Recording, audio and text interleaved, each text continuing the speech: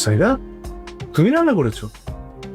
হ্যাঁ, রান্না থেকে আমি করেছি এরকম রেসিপি মেগেলে ওই পাশে দাঁড়িয়ে সব কিছু আহা ভাবি, হলুদ বেশি দিয়ে ফেলছেন। আচ্ছা সমস্যা নেই, এটা একটু অল্প অল্প নেন।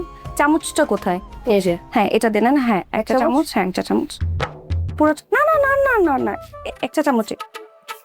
আচ্ছা দেন একটু। হ্যাঁ এটা হাফ চা চামচ দিবেন।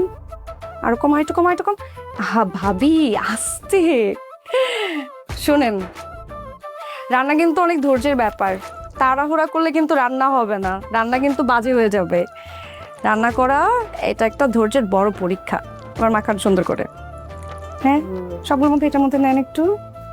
আসলেই ঠিক বলছো তুমি, রান্না না মানুষের মন জয় করার একটা সহজ উপায়। রান্নাতে যদি আপনি তাড়াহুড়া করেন, রান্নার স্বাদ নষ্ট হবে। এই যে এখানে দেন একটু। এটা দেই না? হ্যাঁ এটা একটু অল্প, ওইখান থেকে একটু দেন। মানুষের জীবনটাও কিন্তু তাই, যদি আমরা কোনো সম্পর্কে তাড়াহুড়া করি, যত্ন না নিই, সেই সম্পর্ক কিন্তু নষ্ট হয়ে যাবে। এই জন্য সব সম্পর্কে যত্ন নিতে হয়, সম্পর্কে ভালোবাসতে হয়, সময় দিতে হয়, তাহলে সেই সম্পর্কটা টিকে যায়। ওই যে ওইটার মধ্যে দেন একটু। এই যে এই মশলাটা একটু নেন, হাফ চা চামচ নেন, চামচ নেন।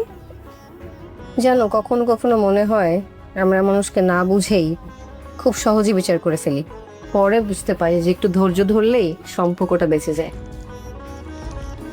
তা তো ঠিক বলছেন। জীবন কিন্তু আমাদেরকে সবসময় সুযোগ দেয়।